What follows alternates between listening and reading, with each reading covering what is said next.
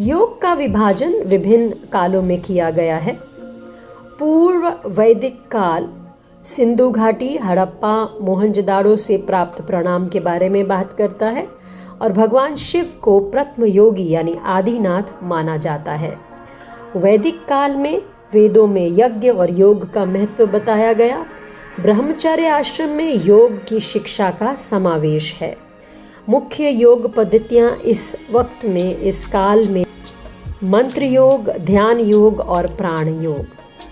आगे पूर्व शास्त्रीय काल में उपनिषद, महाभारत, भागवत गीता, जैन और बौद्ध ग्रंथों में योग का विस्तार हुआ और इस काल के प्रमुख उपनिषद हैं ईशो, कैनो, कठोपनिषद, प्रश्नोपनिषद, मांडुक्य, ऐत्रेय, तैत्तिरीय, बृहदारण्यक, छंदोग्य और श्वेतर।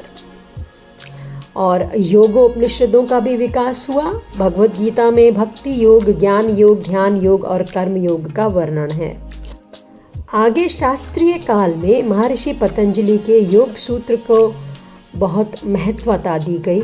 अष्टांग योग यानी यम, नियम, आसन, प्राणायाम, प्रत्याहार, धारणा, ध्यान, समाधि का वर्णन मिलता है। योग को एक व्यवस्थित दर्शन का रूप इस काल में दिया गया। मध्यकाल यानी 500 ईस्वी से 1700 ईस्वी तक योग का विस्तार हठ योग के रूप में हुआ और भगवान शिव से हठ योग की परंपरा का प्रारंभ माना जाता और यहीं पर आसन, प्राणायाम, मुद्रा बंद आदि का विकास हुआ। और इस काल में क्रिया योग, तप, स्वाध्याय और ईश्वर प्राणिधान का प्रचलन भी। इस काल में शारीरिक तौर से योग का विस्तार हुआ, जो कि पहले मुख्यतः आध्यात्मिक था। अब शारीरिक रूप से शरीर और मन के लिए योग का विस्तार हुआ।